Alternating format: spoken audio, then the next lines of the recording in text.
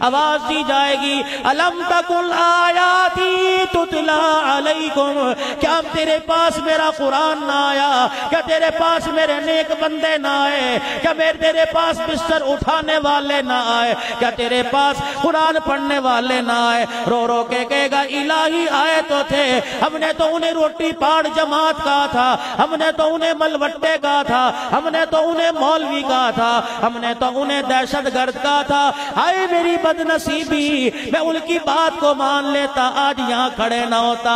آج میرے عزیزوں جو تم انہیں زمین پہ بیٹھا دیکھ رہے ہو، ان کے لیے کوئی جگہ خالی نہیں کرتا، لوگ کرسی سے اٹھاتے ہیں، مولوی صاحب اٹھ کے یہاں آ جاؤ، حاجی صاحب کو جگہ دے دو، مولوی صاحب کندھے پر رومال ڈال کے مجلس میں کھڑا رہتا ہے، 10 سال کا بچہ بھی دیکھ کے مولوی صاحب کو جگہ نہیں دیتا۔ رب کعبہ کی قسم، نقشبند گھرانے کا بہت بڑا ولی بیٹھا ہے، ان سے پوچھ لینا قیامت کے دن ان کی قدر معلوم ہوگی، جس دن اللہ جل شانہ قرآن پڑھنے والوں کی جوتیوں کی خاک کی نیچے کی بھی قیمت لگائے گا۔ قیامت کے دن اس ان کی قدر و قیمت معلوم ہوگی جب اللہ جل شانہ ان کے جسم سے نکلنے والے پسینے کی قیمت لگائے گا، ان کی محنت کی قیمت لگائے گا، قیامت کے دن ماں باپ کی جدائی کی قیمت لگائے گا۔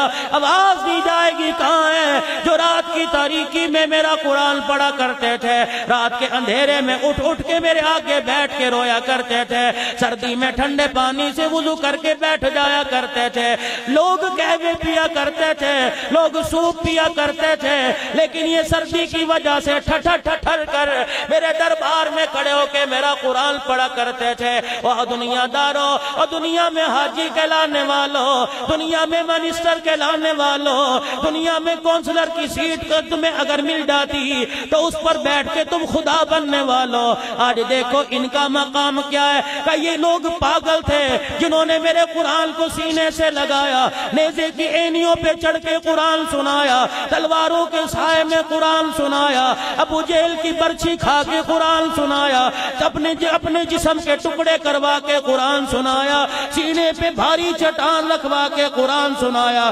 دہکتے انگارے زبان پہ رکھوا کے قرآن سنایا۔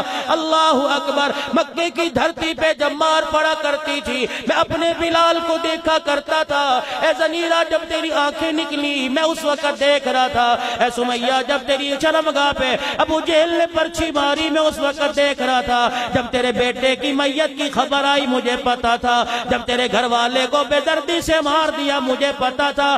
آواز دی جائے گی اللہ غنی، میں اس وقت تمہارے ترانے بھی سنتا تھا جب مکے والوں کے سامنے علل اعلان تم کہہ دیا کرتے تھے اور مارنے والوں جتنا مار سکتے ہو مار لو، ایک بات سن لو، اگر تمہیں طاقت کے اوپر ناز ہے تو ہم غریبوں کو محمد کی صداقت پہ ناز ہے۔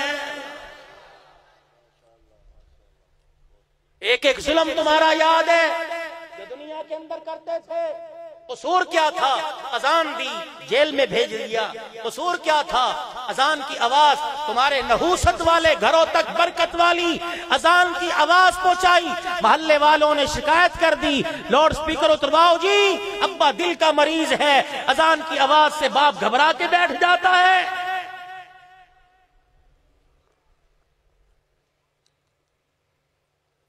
کیا تمہیں کسی نے نہیں بتایا تھا کہ اپنے مکان کے دروازے اور اپنے مکان کی کھڑکیاں اور اپنے مکان کے روشن دان کا رخ مسجد کی طرف کرنا تاکہ گالی گلوچ سے اور لاؤ لب سے سارا دن جو تمہارے گھر میں خدا کی پھٹکار اور لعنت برستی ہے، اذان کی برکت والی آواز سے وہ زحمت رحمت میں تبدیل ہو جاتی ہے۔ اذان کی آواز سن کر دروازے بند کر لیا کرتے تھے اور ٹی وی کی آواز اونچی کر لیا کرتے تھے، اور اذان کی آواز سن کے اللہ اکبر لوگ دسترخوان سے اٹھ کے مسجد میں جا کے بیٹھ جایا کرتے تھے۔ کیا یہ لوگ پاگل تھے؟ الم تکن آیاتی تتلا علیکم، کیا میرا قرآن تمہارے دروازے پر نہیں آیا؟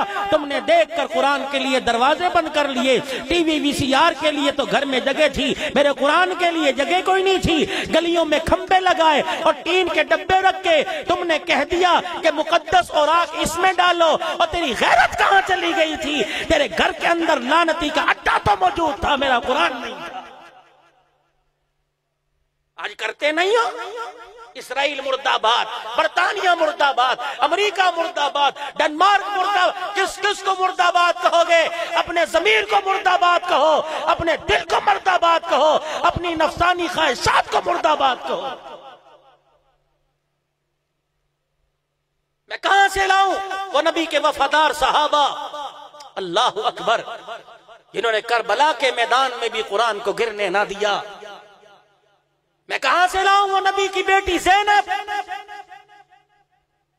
وہ نبی کی نواسی زینب، جس نے بھائی کو اپنے سامنے ٹکڑے ہوتے دیکھا، جس نے بھتیجوں کے لاشوں کو تڑپتے دیکھا، جس نے مسلم بن عقیل کے بچوں کو کربلا کے میدان میں تڑپتا دیکھا، جعفر طیار کے بیٹے اونو محمد کو تڑپتا خون میں لت پت دیکھا، لیکن صبر و استقلال میں کمی نہیں آئی. رب کعبہ کی قسم، خاندان لٹا دیا، پردہ بھی بچایا، محمد کا دین بھی بچا کے دکھا دیا.